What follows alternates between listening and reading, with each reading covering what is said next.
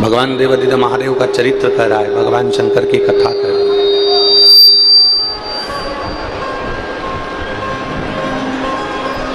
आप अपने घर के बच्चों के लिए जमीन, घर, जायदाद, जेवर सब कुछ रख कर जाते हो। बहुत सावधानी से सुनिएगा, आज कथा का विराम दिवस है और बड़े सावधानी से आप इसको श्रवण करिएगा। आप अपने बच्चों के लिए जमीन रख दी है, आप अपने बच्चों के लिए जायदाद रख दी है, आप अपने बच्चों, ये बक्से बंद पड़े, आके सुनते क्यों नहीं हो तुम लोग? और महिलाएं उधर चिल्ला रही, उधर से थोड़ा सा आवाज बढ़ा दो बाहर का, भाई पब्लिक ज्यादा है तो थोड़ा बाहर के।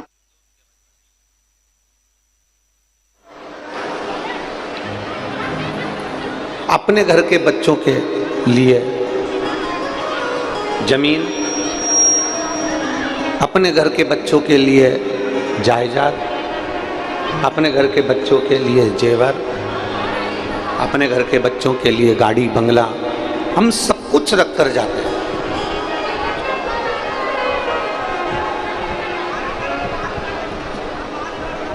सब कुछ हम रख कर जाते हैं अपने घर के बच्चों के। पर शिव महापुराण की कथा कहती है बच्चों के लिए जमीन रखो मना नहीं है, बच्चों के लिए गाड़ी रखो मना नहीं है, बच्चों के लिए जायदाद रखो मना नहीं है, बच्चों के लिए बंगला और जेवर रखो मना नहीं है। पर शिव महापुराण की कथा कहती है बच्चों के लिए अपने जीवन का करा हुआ थोड़ा सा पुण्य भी रख कर जाना, जिससे इनकी जिंदगी सहजता से चल सके।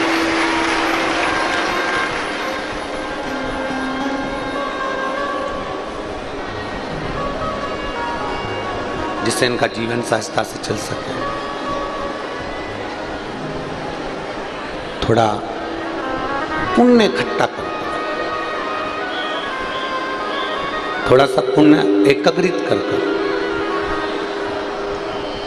इन बच्चों के लिए रखकर जाना है। थोड़ा सा पुण्य इन बच्चों के लिए होना जरूरी है। उसका कारण जमीन छोड़ गए, जायदाद छोड़ गए, गाड़ी छोड़ गए, बंगला छोड़ गए,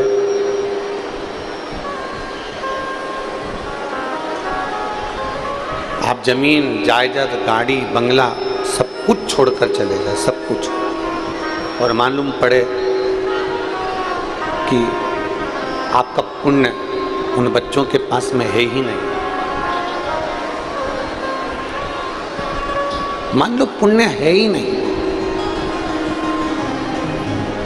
तो वो जमीन जो तुम छोड़ कर गए हो ना, वो जमीन उसका भोग नहीं कर पाएगा। गाड़ी बंगला छोड़ कर गए हो तो उसका भोग नहीं कर पाएगा। जो भी तुमने छोड़ा है, जो भी तुमने रखा है, उसका वो भोग नहीं कर सकता अगर उसके पास में पुण्य नहीं है तो। अगर उसके पास में पुण्य नहीं है तो वो उसका भोग नहीं करता, वो उसको भोगेगा ही नहीं। जमीन भी कहीं मालूम पड़े किसी ने हड़प ली, जायदाद हड़प ली, जेवर था कोई चुरा कर ले गया, कोई आभूषण था कोई लेकर चले गया। अब तुमने छोड़ा कितना था, तुमने रखा कितना था, तुमने कितना सारा जोड़ जोड़ के रखा और मालूम पड़े उसके पास में पुण्य रूपी पूंजी नहीं थी, पुण्य रूपी आनंद नहीं था, उसके पास में पुण्य नहीं था, तो मालूम पड़े वो सब की सब यहीं रखा की रखा रहे। यहां पर सब धरा की धरा रह गया। तो शिव महापुराण की कथा कर रही है कि अपने घर के बच्चों के लिए जमीन रखो, जायदाद रखो, पैसा रखो, दौलत रखो, जेवर रखो, मना नहीं है, पर अपने घर के बच्चों के लिए थोड़ा संस्कार रूपी पुण्य उसके जीवन में रखकर जरूर जाना, जिससे उन सारी वस्तुओं का वो भोग कर सके। ना थोड़ा अच्छा उसके लिए छोड़कर जाए। पार्वती मैया बैठी हैं कैलाश धाम पर,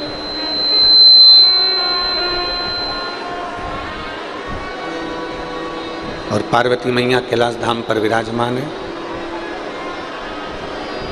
दो असुर हैं, एक विदल, एक उत्पल, दो असुर हैं।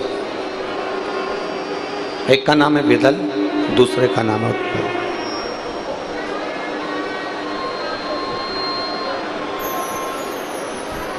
इन दोनों ने माता पार्वती जी की सुंदरता को देखा, आकर्षित हुआ।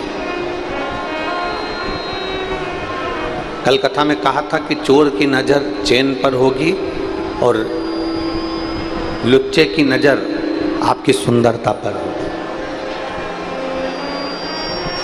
ये विदल और उत्पल, ये दो जो असुर हैं, विदल और उत्पल जो राक्षस हैं, दो असुर हैं, उन विदल और उत्पल ने माता पार्वती जी को देखा तो उनकी सुंदरता की ओर आकर्षित हो गए।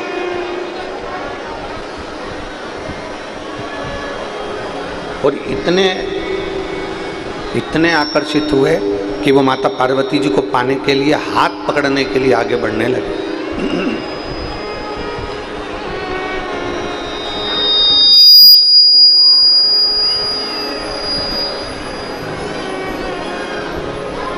माता पार्वती जी का हाथ पकड़ने के लिए आतुर होने लगे और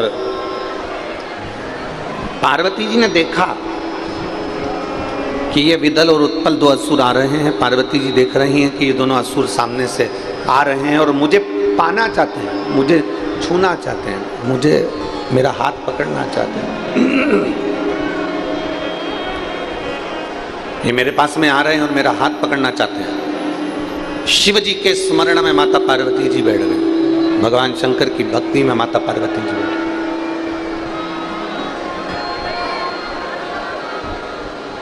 और जो पार्वती मैया भगवान शंकर की अविरल भक्ति में डूबी, अच्छे कार्य की, श्रेष्ठ कर्म की प्रेरणा मेरा देवाधिदेव महादेव ही देता है।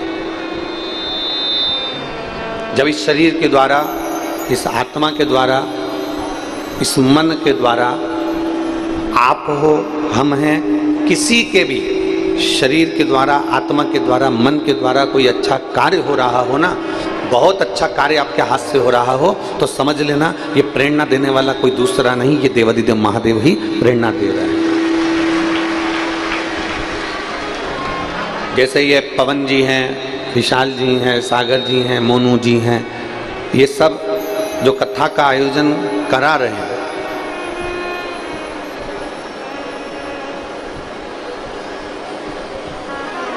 पवन खंडेलवाल जी हों, विशाल खंडेलवाल जी हों, सागर खंडेलवाल जी हों, मोनू साहू जी हों, ये सब जो कथा का आयोजन करवा रहे हैं,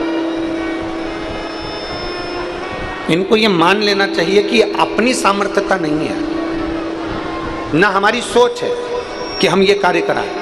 ये तो देवाधिदेव महादेव ने और आपके पितरों ने, आपके पूर्वजों ने कोई आशीर्वाद तुम्हारे को दे दिया, जिससे ये शिव महापुराण की कथा आज यहाँ विराम की ओर जा रही है।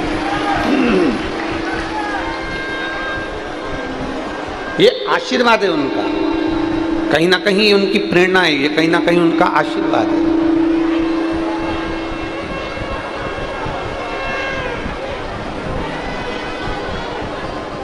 मेरे देवाधिदेव महादेव की कुछ प्रेरणा होगी, मेरे देवाधिदेव महादेव की कुछ कृपा होगी, जो आज हम और आप पवित्र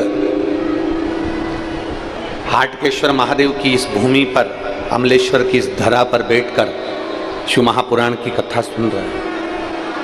कहीं पुण्य होगा हमारा, कहीं हमारे पूर्वजों का आशीर्वाद होगा, कहीं देवाधिदेव महादेव ने कोई अच्छी बुद्धि, चित्त, प्रेरणा हमको दी है।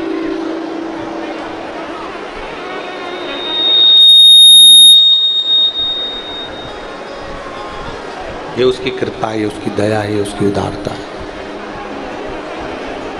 पार्वती मैया ध्यान में बैठी हुई है, माता पार्वती जी ध्यान में लगी हुई है,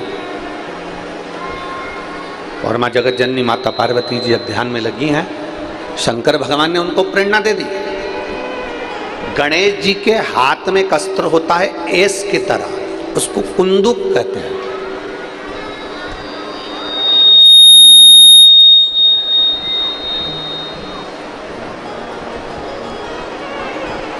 उसको कुंदुक कहा जाता है। पार्वती जी ने उस कुंदुक को उठाया और कुंदुक को उठाकर जो प्रहार करा विदल उत्पल पर, विदल उत्पल के प्राण तो छूट गए, पर वो कुंदुक जाकर देवादिदेव महादेव के पास में गिर गया, शिव जी के चरणारविंद के पास में गिरा। और जैसे ही शंकर भगवान के चरणों में जाकर वो कुंदुक गिरता है, शंकर भगवान प्रसन्न चित्त में माता पार्वती से कहते हैं, पार्वती तुम्हारे द्वारा फेंके गए इस कुंदुक को मेरे चरणारविंद में आना था, इसलिए मेरे नाम का उच्चारण होना था, तो मेरा नाम कुंदकेश्वर महादेव होगा।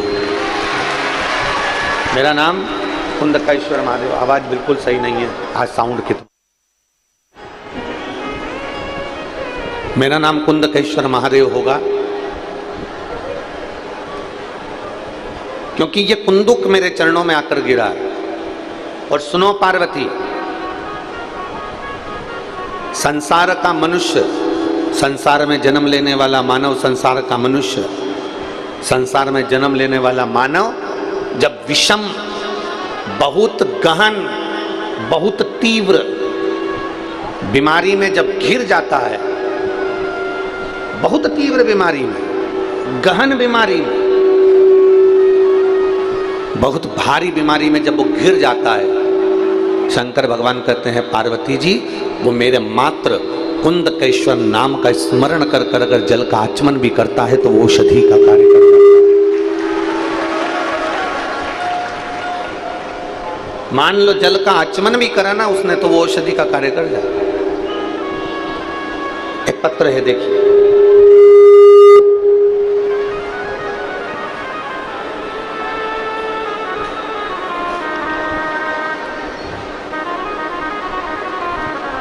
श्रीमती त्रिवेणी वर्मा, श्रीमान राजकुमार वर्मा, पता गुड़ियारी, रायपुर से हैं। कहीं बैठे हो तो हाथ हिला सकते हैं। आप ही हैं? श्री शिवाय नमस्तुभ्यम। आ जाओ, एक बेलपत्र ले जाना, आ जाओ। श्रीमती त्रिवेणी वर्मा, श्रीमान राजकुमार वर्मा, गुड़ियारी, रायपुर से हैं।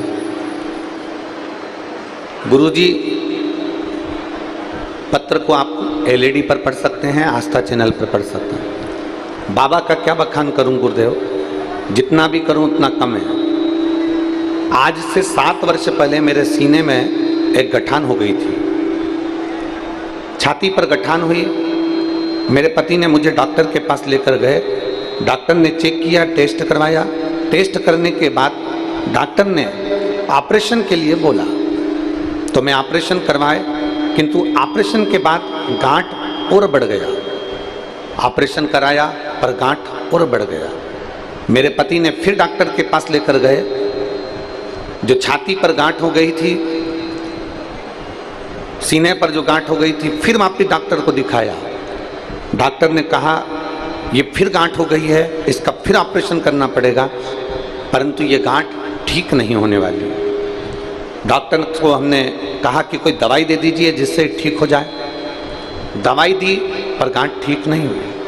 पति ने मुझे 3 डॉक्टरों के पास लेकर गए और डॉक्टरों ने एक ही बात कही कि इसका फिर ऑपरेशन कराइए, और पक्का नहीं है कि ऑपरेशन के बाद गांठ होगी कि नहीं होगी, फिर हो सकती है। 5 वर्ष तक ये गांठ शरीर में बनी ही रही। हम दवाइयाँ खाते रहे पर कोई आराम नहीं मिला।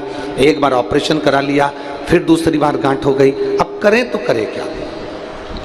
तब पहली बार टीवी पर आपकी कथा सुनी और शंकर जी के शिवालय में जाकर बेलपत्र को चढ़ाने लगे और चढ़ी हुई बेलपत्र को खाने लगे। मैं बाबा को क्या धन्यवाद में देने के लिए मेरे पास वाणी नहीं है। गुरुजी, मैंने 4 महीने तक रोज शिवालय में जाती, जल चढ़ाती, पीती और एक बेलपत्र बाबा की चढ़ी हुई खा लेती। बाबा की ऐसी कृपा हुई, डॉक्टर तो ऑपरेशन का बोल रहे थे दूसरी बार भी, पर मेरे बाबा ने 4 महीने के अंदर ही गांठ को गला दिया। ये मेरे शिव है।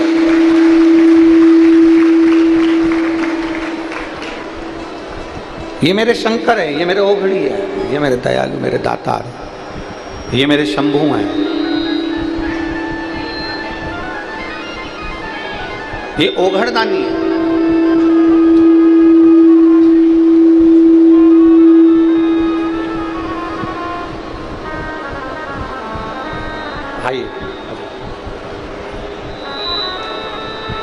लाइन अच्छी लिखी है, आप और हम मिलकर गुनगुनाते हैं। खाली ना जाता कोई दर से तुम्हारे, अब ठीक है। न जाता कोई दर से तुम्हारे, मैं खड़ी हो नदी बाहें पसारे, अपने हृदय से लगा लो गिरा जा रहा हूँ, उठा लो भोले अपने दर से अब तो न टालो, गिरी जा रही हूँ, उठा शिव कथा कर रहे हैं। भगवान देवदेव महादेव का संवाद कर रहा है। शिव महापुराण की कथा कहती है कुंदकेश्वर नाम, केवल कुंदकेश्वर नाम ही औषधि का कार्य कर जाता है। केवल कुंदकेश्वर नाम।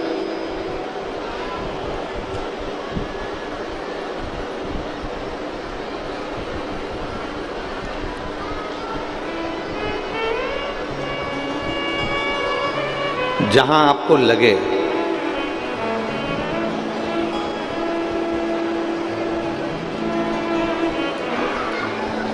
जहां आपको स्मरण आए, कभी जिंदगी में एक बार प्रयोग कर कर जरूर देखो।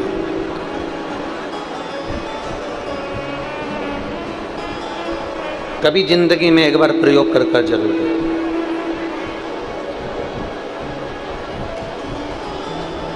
कि शंकर भगवान पर चढ़ी हुई बेलपत्री खाने का क्या लाभ हो सकता है, शिव जी को चढ़ाए गए एक लोटा जल से क्या लाभ हो सकता है।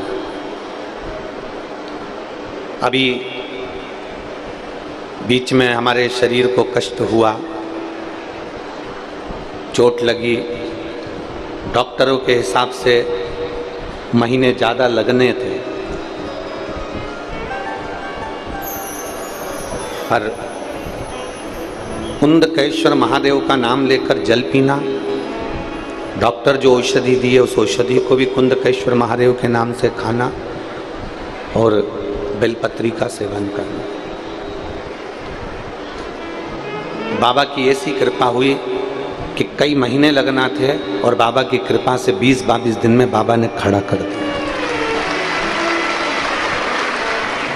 ये शिव आराधना का फल है।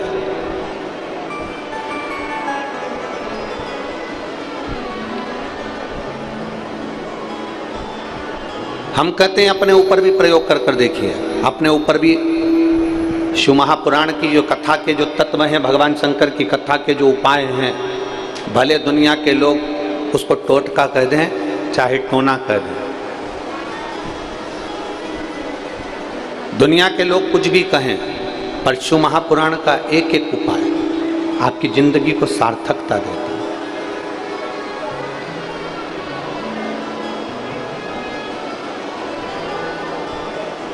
जो बच्चे शहद लगी हुई बेलपत्री को शंकर को समर्पित कर कर जाते हैं और खूब अच्छी मेहनत करते हैं, खूब अच्छी मेहनत,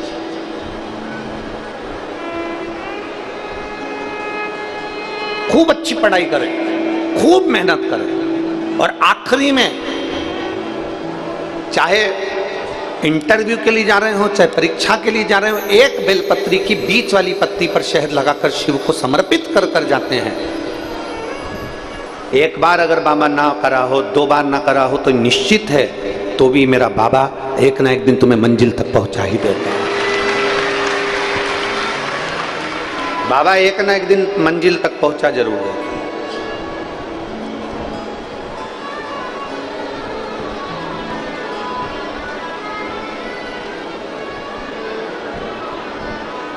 आपकी लगन, आपकी मेहनत और आपका कर्म, ये बहुत जरूरी है। शंकर भगवान ने षडानंद कार्तिकेय जी को और भगवान श्री गणेश जी महाराज को बिठाकर समझाया था कि गणेश सुनो और कार्तिकेय सुनो।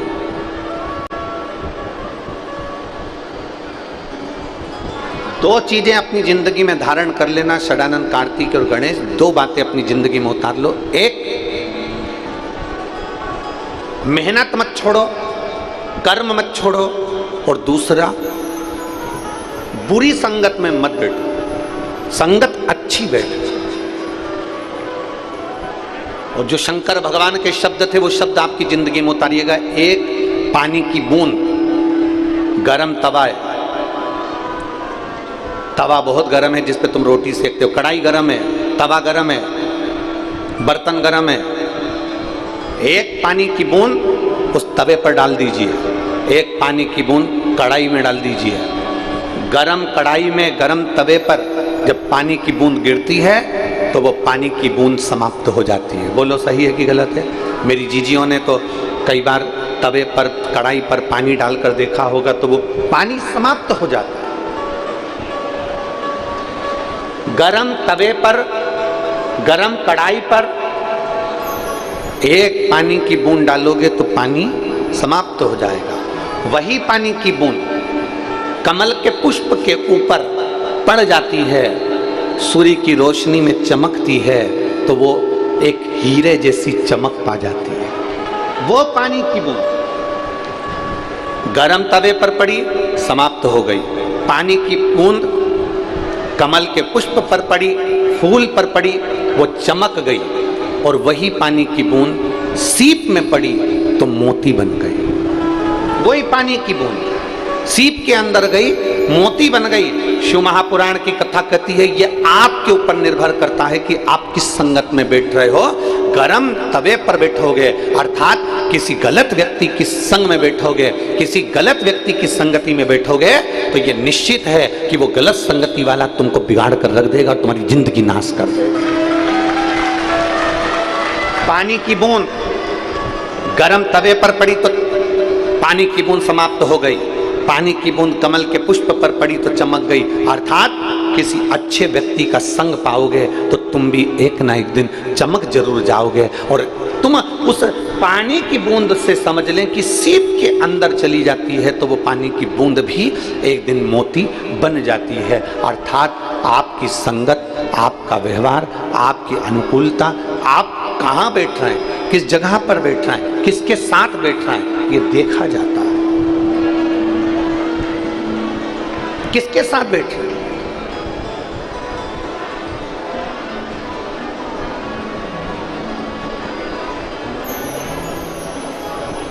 जिसके साथ बैठ रहे हो बर्बाद तो नहीं कर रहा है आपको। 3 मित्र व्यक्ति को बर्बाद कर देते हैं, हमने पहले भी कथा में कहा। पहले नंबर का ताली, प्रशंसा करने वाला तुम्हें एक दिन बर्बाद कर देगा। बहुत बढ़िया, दे 2-4 और धर के दे, खूब मार अच्छे से। तेरे में इतनी दम है रे, तेरे पास खूब पैसा है, तेरे पास कमी है क्या? 2-4 को अगर मार भी देगा तो तेरा पिताजी छुड़ा लाएगा। ये प्रशंसा करने वाले, ताली बजाने वाले, प्रशंसा करने वाले एक दिन तुमको खड्डे में लाकर छोड़ देंगे। ताली मित्र, थाली मित्र, होटल में खिलाने वाले एक दिन तुझे बर्बाद कर कर छोड़ देंगे।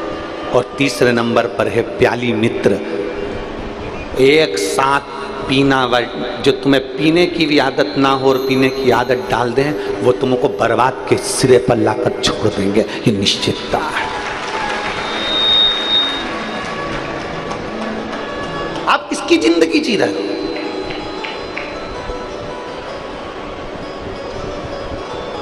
बेटा बुझी हुई सिगरेट हाथ में ले लेता है और बाप चिल्ला कर दौड़ता है, क्यों रे सिगरेट क्यों उठाई, पटक। बेटा अगर शराब का, मदिरा का गिलास हाथ में ले ले तो बाप चिल्लाता है, तू मदिरा पिएगा, उठक पटक। हमारा निवेदन है, आप अपने बच्चे को मदिरा पीना नहीं सिखाएंगे, आप अपने बच्चे को सिगरेट पीना नहीं सिखाएंगे, आप अपने बच्चे को गांजा पीना नहीं सिखाएंगे, आप अपने बच्चों को गलत जगह पर जाना नहीं सिखाएंगे। तो सबसे पहली प्रेरणा बाप देता है। अगर बाप गलत काम करेगा तो औलाद भी गलत काम करेगी, निश्चितता।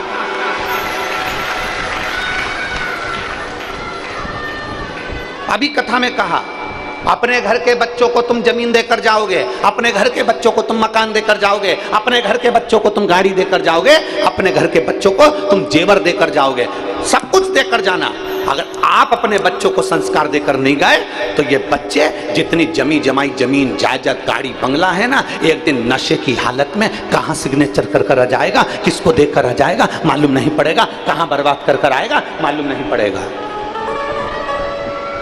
शिव महापुराण की कथा में संकल्प लेकर जाया करो कि मैं संकल्प लेकर जा रहा हूं कि मैंने अभी तक भले दारू का नशा करा हो, सिगरेट का नशा करा हो, गांजे का नशा करा हो, चरस का नशा करा हो, मैंने जिंदगी में सारे नशे करे हो, पर आज शिव महापुराण की कथा से मैं प्रेरणा लेकर जाता हूं कि अपनी औलाद को अगर अच्छा बनाना है तो सबसे पहले नशा मैं छोड़ूंगा।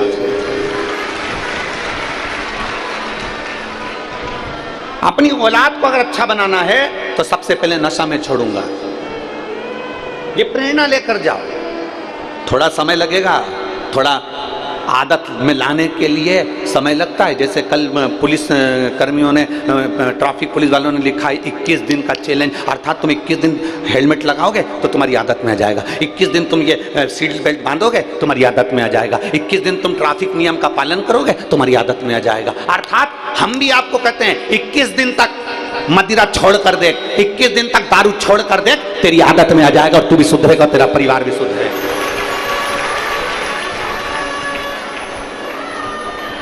अपने बच्चों को हम गर्त में लेकर जा रहे हैं, अपने बच्चों को हम गलत मार्ग की ओर लेकर जा रहे हैं। आस लगाकर बैठे हैं कि मेरा बेटा मेरी सुनेगा, निवेदन है जरूर सुनेगा अगर आप गलत संगति से परे हो गए तो। बच्चों को जमीन दो, जायदाद दो, गाड़ी दो, बंगला दो, सत्ता दो, सब कुछ दो, पर उसके साथ में उसको संस्कार भी दीजिए। बच्चों को सारी दुनिया की चीज दीजिए पर उसके साथ में आपका पुण्य भी दीजिए।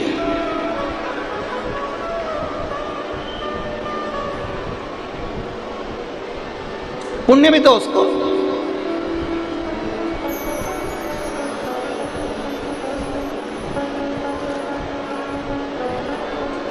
कई लोग कहते हैं जिंदगी में बहुत गम है ना गुरुजी, बहुत दुखी हूं इसलिए मैंने पी ली, बहुत दुखी था इसलिए पी ली, फिर जिंदगी में बहुत खुशी आई तो क्या खुशी में पी ली। गम में तुम्हें मदिरा की दुकान याद आती है, खुशी में तुम्हें मदिरा की दुकान याद आती है। जिस दिन तुम्हें गम में और खुशी में महादेव का मंदिर याद आना चालू हो जाए, समझ लेना कि मेरा घर सुधर रहा है। गम में भी कोई घाटा लग गया, कोई तकलीफ हो गई तो लोगों ने कह दिया मेरे को गम था, मेरा पैसा खा गया इसलिए मैं गम में पी गया ना। गम में भी, तकलीफ में भी अगर तुम्हें शंकर का मंदिर याद आए, और खुशी में भी, आज मेरे बेटे का जन्मदिन है, आज मेरी शादी की सालगिरह है, आज मेरा एंजॉय का दिन है, और खुशी में भी जिस दिन तुम्हें महादेव का मंदिर याद आए, समझ लेना कि तुमने अपने बच्चों को अच्छा संस्कार देना प्रारंभ कर दिया। मेरे गम में और मेरी खुशी में मेरा महादेव मेरे साथ में, मेरे दुख में मेरे सुख में मेरा महादेव मेरे साथ में है। और कोई तुमसे आकर कह दे शंकर के मंदिर जाना छोड़ दो, कोई तुमसे आकर कह दे कि शंकर की कथा में जाना छोड़ दो, कोई तुमसे कह दे कि शंकर के मंदिर में जल चढ़ाना छोड़ दो, इतना याद रखना, जो तुमसे कहे कि मंदिर जाना छोड़ दो, सबसे पहले उसके घर पर जाना छोड़ देना, उसके मुख देखना छोड़ देना और उसका पास जाना छोड़ देना। जो तुमसे कहे कि शंकर के मंदिर मत जाओ, जो तुमसे कहे शंकर का जल मत पियो, जो तुमसे कहे शंकर के चौखट पर मत जाओ, जो तुमसे कहे शिव महापुराण में मत जाओ, सबसे पहला काम करना उसके घर जाना छोड़ देना, उसका मुंह देखना छोड़ देना, उसके पास बैठना छोड़ देना। क्योंकि गलत संगति में पड़ गया वो आपको अच्छी जगह जाता नहीं देख सकता, आपको उन्नति की ओर जाता नहीं देख सकता। ये दुनिया बड़ी विचित्र है जी। सावधान रहना मेरे अमलेश्वर वालों, सावधान रहना। दुकानों पर जाओगे ना कोई तुम्हें टोकने वाला नहीं होगा, मॉल में घूमोगे ना कोई तुम्हें टोकने वाला नहीं होगा, विदेश में घूमोगे ना कोई तुम्हें टोकने वाला नहीं होगा, फिल्म देखने जाओगे ना कोई तुम्हें टोकने वाला नहीं होगा, गलत काम करोगे ना कोई तुम्हें टोकने वाला नहीं होगा, पर मंदिर जाना चालू करोगे तो 10 लोग टोकने वाले मिलेंगे। 10 लोग मिलेंगे तुम्हें टोकने वाले। तुम मदिरा पीने जाओ, कोई नहीं टोकेगा। गलत काम करने जाओ, कोई नहीं टोकेगा। टाकीज में फिल्म देखने जाओ, कोई नहीं टोकेगा। तुम गलत काम करो, तुम्हें कोई नहीं टोकेगा। पर अगर तुम अच्छा काम करना चालू करोगे, रोज कथा सुनने जाओगे, रोज मंदिर में जल चढ़ाने जाओगे, तो दुनिया के लोग तुम्हें टोकना चालू कर देंगे। ये चली सती सावित्री, ये चली सियोर वाला गुरुजी की चेली, ये चली भगवान का भजन करने वाली, दिन भर मंदिर में बैठी रहती है। लोग टोकना चालू करेंगे कि दुनिया की आदत है। आप गलत काम करो, कोई नहीं टोकेगा। और खुश होंगे, अच्छा है, खूब पी और पी। तेरे बाप के पास इतनी दौलत है, बर्बाद कौन करेगा? तू ही तो करेगा। और पी और पी और पी। ये दुनिया है।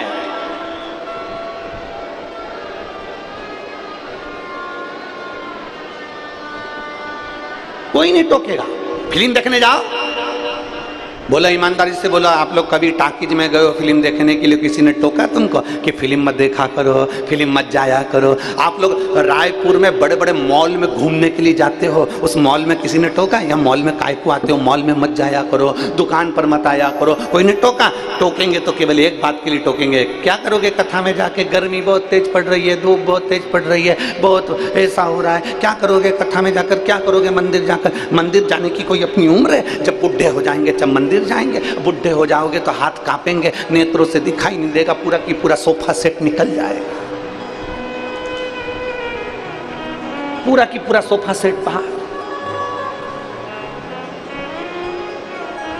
पापड़ भी नहीं खा पाओगे, ऐसे मल मल के खाना पड़ेगा पापड़ को भी, क्योंकि सोफा सेट ही नहीं है, पूरे दांत निकल के बाहर।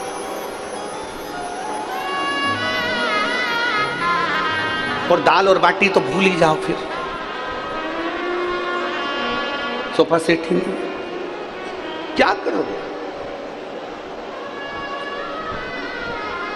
देखिए, half set, full set, dinner set, drawing set, sofa set, और मालूम पड़े घर में आदमी अपसेट। क्या करेगा वो सेट? पत्नी से पूछो कि उसके गले में सोने का हार अच्छा लगता है क्या? पत्नी एक ही बात कहेगी, ये सोने का हार जब शोभा देगा जब मेरा पति गलत संगति से बाहर होगा, तो सोने का हार भी मेरे गले में शोभा देगा।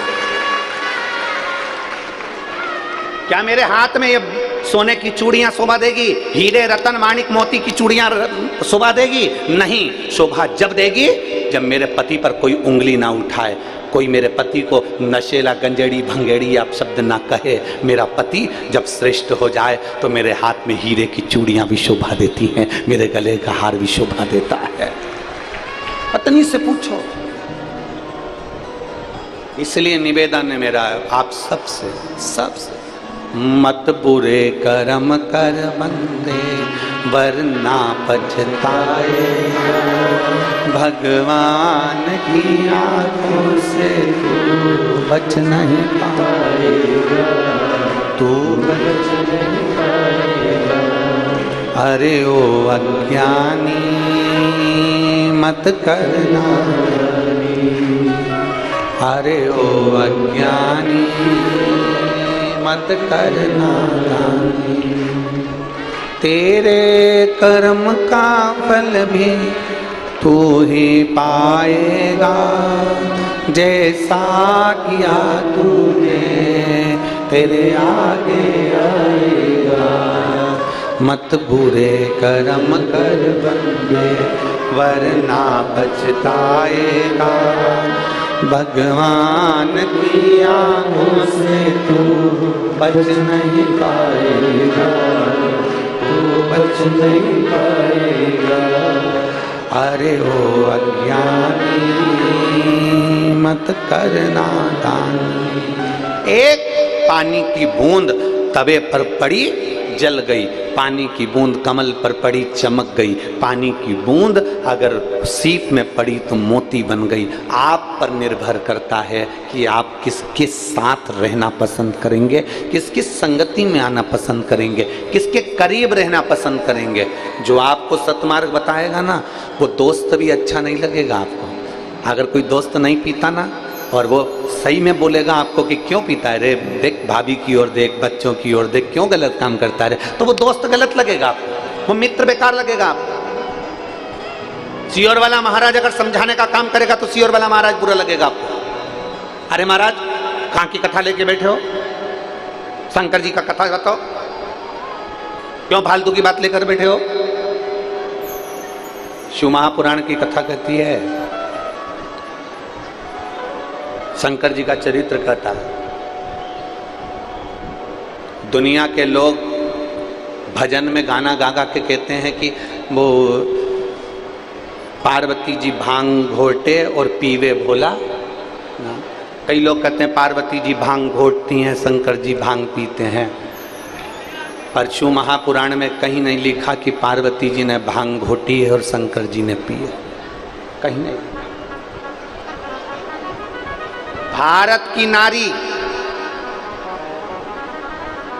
भारत में जन्म लेने वाली एक स्त्री अपने पति को नशे में नहीं देख सकती, तो मेरी पार्वती भांग घोट कर पिलाएगी? भूतो न भविष्य दो, कभी नहीं। मेरी पार्वती मैया कभी भांग घोट कर नहीं पिला सकती, क्योंकि पार्वती जी भी भारत की वो भूमि की, इस कैलाश धाम की, इस पृथ्वी की माता है। और माता कभी भी गलत प्रेरणा नहीं दे सकती, प्रेरणा अच्छी ही देगी, गलत प्रेरणा नहीं देगी, श्रेष्ठ प्रेरणा। दो चीजें हैं।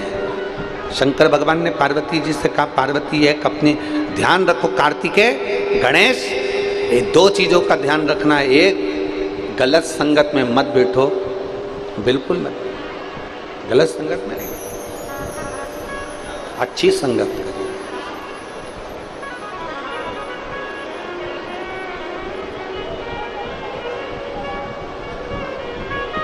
और सत्संगति से प्यार करना सीखो जी,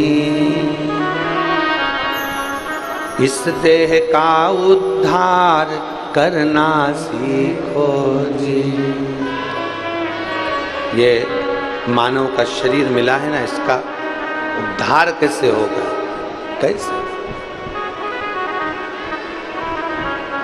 कोई किसी को याद नहीं रखता महाराज, कोई किसी को याद।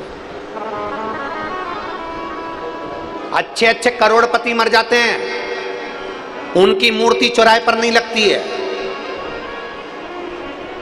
जिसके पास में 5-5, 10-10 हजार बीघा जमीन थी, मर गया, उसकी मूर्ति भी चौराहे पर नहीं लगती है।